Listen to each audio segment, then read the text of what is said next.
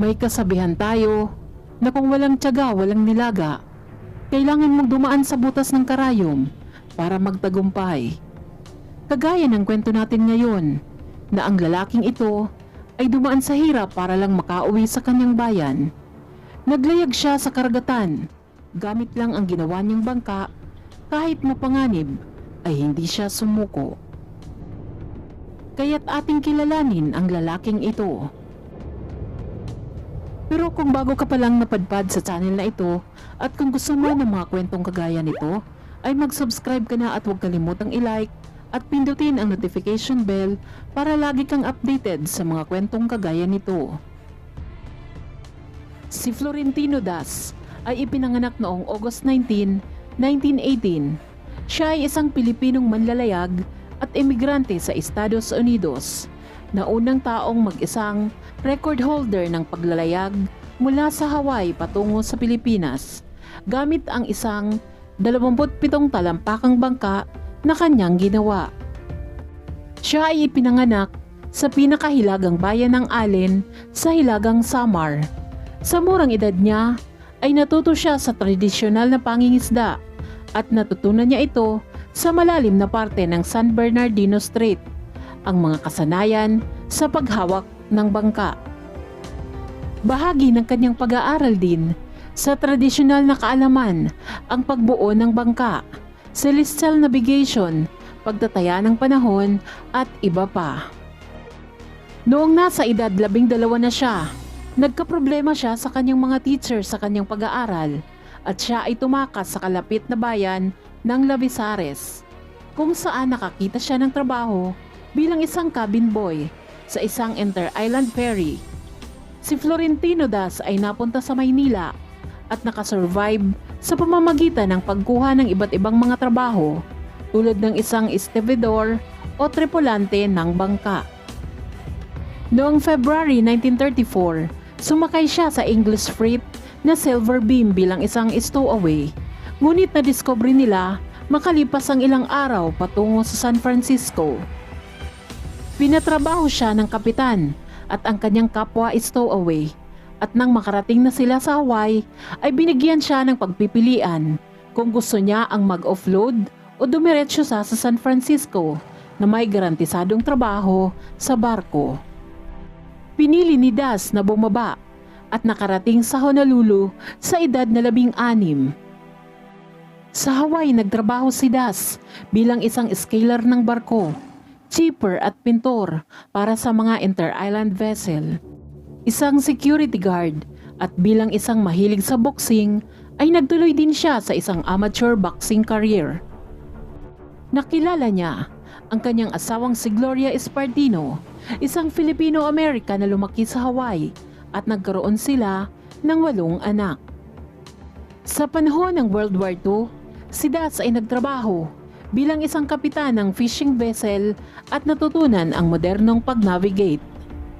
Si Das ay na-inspire sa isang marino na taga-Pransya na si Eric de Bishop, na dumating sa Hawaii mula sa France sakay ng kanyang bangka na kay Miloa.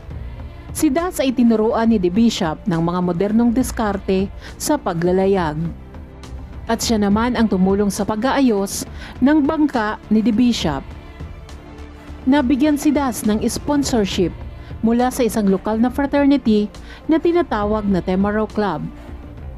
Kasama ang mga nalikom mula sa pagbibenta ng kanyang mga fishing boat, si Das ay bumili ng isang surplus na US Navy S-bottom hull. Kasama ang kanyang 4 na anak na lalaki, si Das ay nagtrabaho sa bangka at inayos nito ang mga canvas sails at isang 25 HP na outboard motor. Pinangalanan niya itong Lady Temaraw. Noong May 14, 1955, si Das ay umalis mula sa Kewalo Basin sa Honolulu at nagpaalam sa harap ng pamilya at lumayag siya sa karagatan ng walang modernong kagamitan, mga sistema ng komunikasyon o pag-navigate, maliban sa isang kompas. Isang buwan ang lumipas mula sa kanyang pakikipagsapalaran matapos na makaharap ang maraming mga bagyo at pinsala sa kanyang bangka. Natagpuan niya ang isang Japanese fishing vessel. Si Daisan Shinsimaru ay nag-alok sa kanya na ihatid siya sa Punape sa Micronesia. Hiniling ng kanyang sponsor na bumalik na lamang siya sa Hawaii, ngunit sa halip ay kumuha siya ng mga kakaibang trabaho para sa susunod na 8 buwan upang makabuo ng pondo para sa pagpapatuloy ng kanyang biyahe. Noong February 22, 1956, nakakuha siya ng clearance mula sa mga lokal na otoridad at naglayag patungo sa Pilipinas. Sa paglalayag, nadaanan niya ang Chalk Island, pati na rin ang Yap Island, at sa wakas, noong April 25, 1956, pagkatapos ng halos 12 buwang personal na pagipagsapalaran sa karagatan, nakita niya ang Pilipinas sa kauna-unahang pagkakataon sa loob ng 2 dekada. Narating niya ang Siargao Island sa Masayay Alegria sa bayan ng Santa Monica, Surigao del Norte. Ang mga lokal na residente doon ay hindi alam kung sino siya o kung saan siya nanggaling. Ngunit siya ay naging isang malaking palaisipan at katanungan sa mga residente doon. Kumalat ang balita tungkol sa kanyang pagdating at nagpadala ang Philippine Navy ng isang barko upang kunin si Das at ibalik sa kanyang bayan ng Allen sa Hilagang Samar, kung saan siya ay tinanggap bilang isang bayani ng kanilang bayan.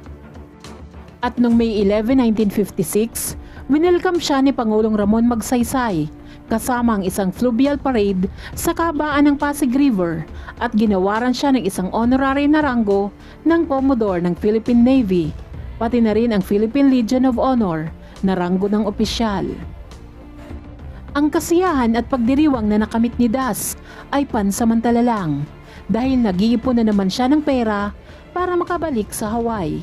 Sinubukan niyang ibenta ang kanyang bangka na Lady Temarao sa gobyerno ng Pilipinas, ngunit wala siyang natanggap na positibong feedback tungkol dito.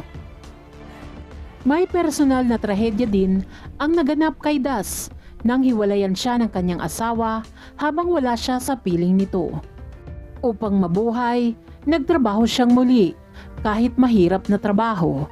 Nakilala rin niya si Herminia Cipriano na pinakasalan niya bilang kanyang pangalawang asawa at isang guro ng paaralan, at sila ay kinuha bilang caretaker sa isang resort sa Corregidor Island.